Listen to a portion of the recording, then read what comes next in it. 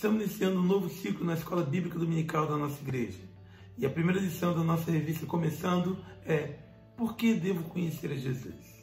Talvez você se pergunte, nós vivemos em um país cristão em que a sua maioria conhece a Jesus. Mas eu queria convidar você a mergulhar nessa lição de não apenas conhecer o Jesus histórico, mas o Jesus que transforma a vida. O texto de João 3,16 diz: porque Deus amou o mundo de tal maneira que deu seu Filho unigênito, para que todo aquele que nele crê não pereça, mas tenha a vida eterna. Vamos estudar, vai ser de grande proveito para a sua vida. O primeiro tópico da nossa lição vai falar sobre o problema do pecado. E aí nós precisamos entender, o que é o pecado. A Bíblia vai dizer que todos pecaram e destituídos estão da glória de Deus. Vai dizer também que o salário do pecado é a morte. Então nós podemos observar que a transgressão, ou seja, aquilo que nós não fazemos, que é a vontade de Deus, que está impressa nas suas leis, na sua vontade, naquilo que Ele determinou, torna-se um pecado. Deus havia determinado a vontade dele para a humanidade. E por desobediência, por egoísmo, por entender que nós poderíamos ser igual a Ele, nós tivemos o pecado original. E através do pecado, Ele então traz uma grande desgraça em toda a humanidade. Nós podemos observar também que, sendo o pecado uma desobediência à vontade de Deus, nós escolhendo fazer a nossa própria vontade, nós podemos ver a extensão do pecado. E o pecado não ficou restrito apenas a uma pessoa, a uma região, mas o pecado estendeu-se a toda a natureza humana. Você pode observar em qualquer época, em qualquer local, traços do pecado manifestam através da violência, de tantas outras atitudes e ações que ferem a humanidade. Veja que Paulo vai dizer que a natureza geme quando nós olhamos a violência contra o meio ambiente, desmatamento, poluição e a qualidade de vida piorando em decorrência do egoísmo humano, é fruto ou decorrência do pecado. Então o pecado é desagradar a vontade de Deus e ele se estende a todas as criaturas e pessoas. Nós também podemos entender o que a lição vai dizer como os efeitos do pecado.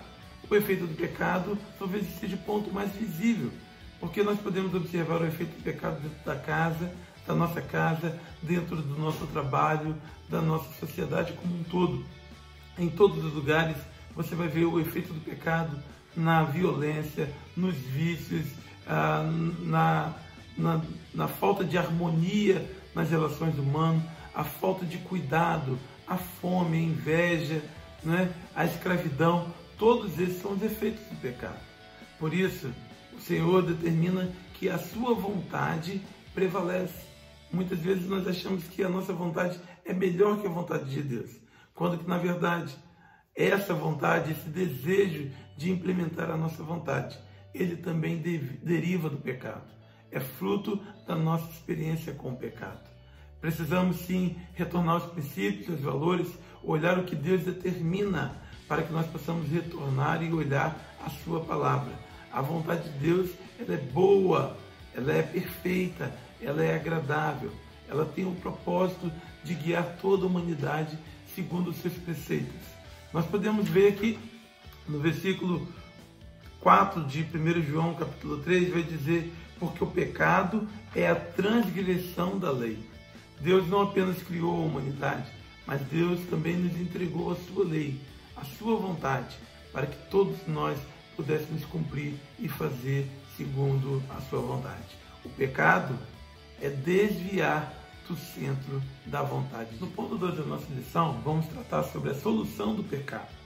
Se anteriormente nós vimos que a consequência do pecado é a morte, a destruição, é a corrupção, é a violência, isso tudo será tratado através de Cristo Jesus. A Bíblia diz que o salário do pecado é a morte, mas o dom gratuito de Deus é a vida eterna em Cristo Jesus. Jesus é a solução para os problemas do presente, mas também do futuro, porque Ele trata também da eternidade. E João 3,16 vai dizer: porque Deus amou o mundo de tal maneira que deu seu Filho unigênito, para que todo aquele que nele crê não pereça, mas tenha a vida eterna. Jesus é a solução do pecado, porque Ele deu a sua vida em prol da vida de cada um de nós, pagando a condenação. Por isso o texto bíblico vai dizer: nenhuma condenação há para os que estão em Cristo Jesus. Aqueles que entregam a sua vida a Cristo Jesus, Ele então dá o destino necessário para a eternidade com Deus. Veja que há um texto na Bíblia que diz que Deus não enviou seu Filho ao mundo para julgar ou para condenar o mundo, mas foi para que o mundo fosse salvo por Ele. Nós somos alvos da graça do Senhor, do favor de Cristo Jesus, e através do seu sangue, da sua morte e da sua ressurreição, Ele nos garante a vitória sobre o pecado. Por isso, há um texto na Bíblia que diz: se confessarmos nossos pecados, Ele é fiel e justo para nos perdoar o pecado e nos livrar de toda a condenação. Talvez você tenha alguma coisa na tua vida que te prenda a uma realidade que seja fruto do pecado, né? A mentira, a inveja, né? E todos os outros frutos que acabam sendo a consequência do pecado. Mas Deus tem um plano para a minha vida e para a sua vida. E por isso, né, se com a tua boca confessares Jesus como Senhor e em teu coração creres que Deus ressuscitou dentre os mortos, será salvo. Será salvo da condenação do pecado. Conquanto nós possamos ainda viver aqui a presença do pecado, olharmos o pecado toda a nossa volta, mas nós sabemos que o nosso Redentor, Ele toma a nossa vida em suas mãos. Por isso que não precisamos desesperar, porque o salário do pecado é a morte, mas o dom gratuito de Deus é a vida eterna em Cristo Jesus. Não há justo, nenhum sequer, porque todos pecaram e destituídos foram da glória de Deus. Mas se Cristo Jesus veio, entregou a sua vida e ressuscitou, Ele nos garante a vitória.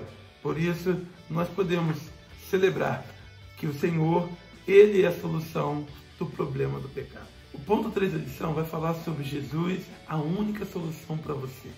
Se no primeiro tópico nós falamos sobre o problema do pecado, o ponto 2 nós falamos sobre a solução do pecado, o ponto 3 vai falar a solução para a sua vida, para a minha vida.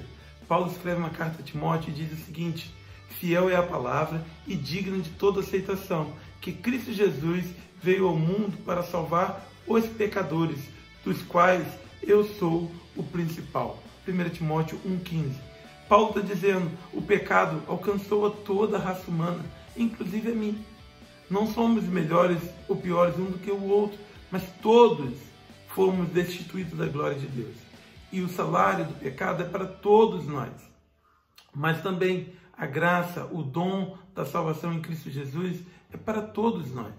Por isso que ele vai dizer: eu sou um pecador, mas tem jeito, tem como resolver o meu problema. Porque Cristo Jesus, Ele é a solução para você.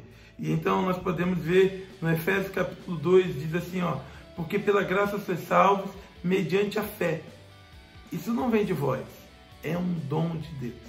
A salvação em Cristo Jesus não vem pelas nossas obras, não vem pelos nossos esforços, não vem pela religião, não vem pela nossa moralidade, mas vem através da fé em Cristo Jesus. Nós precisamos entender o que Cristo fez por cada um de nós, confessar os nossos pecados a Ele, e certamente Ele tem a solução para a minha vida e para a sua vida. Então, nós podemos dizer: quem é Jesus? Muito mais do que um homem moral, de que um homem bom, de que um grande homem que pisou aqui na terra. Mas Ele é o Filho de Deus, o nosso Senhor e o nosso Salvador.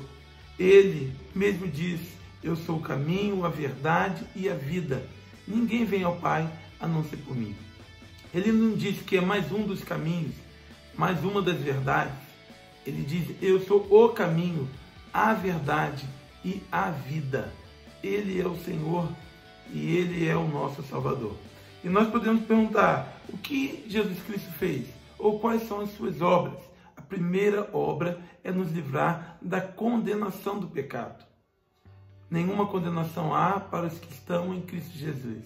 Aqueles que têm sua vida remida pelo sangue de Cristo Jesus não experimentarão a condenação no juízo final. Eles estarão, com as suas vidas marcadas pelo sangue do Cordeiro, com a garantia de uma vida eterna. Mas também a promessa de Deus para a nossa vida aqui. quando nós voltamos nossos olhos para o Senhor. Muito mais do que a religiosidade, nós podemos voltar a uma vida de comunhão, de relacionamento com Deus, através de Cristo Jesus. Podemos olhar qual é a sua vontade para cada um de nós através da sua palavra, das Escrituras, da Bíblia, e então colocar as nossas vidas de volta à obediência com o Senhor. Ele, a obra de Cristo Jesus, nos reconciliou com Deus. Também ele dá ao homem a vida eterna, mas também torna-se o único mediador entre Deus e o homem. É ele que faz, a mediação entre a nossa vida e a vida do Pai. Por isso que quando Deus olha, mesmo a minha vida, a sua vida diante dos pecados, ele vê a cruz de Cristo. E quando nós olhamos para Deus, e mesmo quando nós não podemos olhar mediante a santidade do Senhor, em Cristo Jesus, nós podemos mediar. Então, você pode agora conhecer a Cristo Jesus como seu Senhor e Salvador. Muito mais do que conhecer um Cristo histórico, muito mais que conhecer um Cristo figurado em imagens e monumentos, mas conhecer um Cristo Senhor e Salvador da sua vida. Para concluir esse estudo, nós podemos ver que o homem pecou e se afastou de Deus, e através disso trouxe sobre toda a humanidade as consequências. Mas vimos também que, pelo amor de Deus, ele enviou seu único Filho para morrer em nosso lugar, nos salvar, nos livrar da condenação eterna, como também guiar as nossas vidas para um caminho de obediência aqui. E isso eu, você, podemos acessar, porque Ele é o caminho, Ele é a verdade, Ele é a vida. Na próxima lição, nós vamos estudar o que significa receber a Jesus. Convido você a ler a Bíblia essa semana, estudar a Palavra de Deus, e na semana que vem estaremos com mais um capítulo da nossa lição. Deus assim o abençoe. Amém.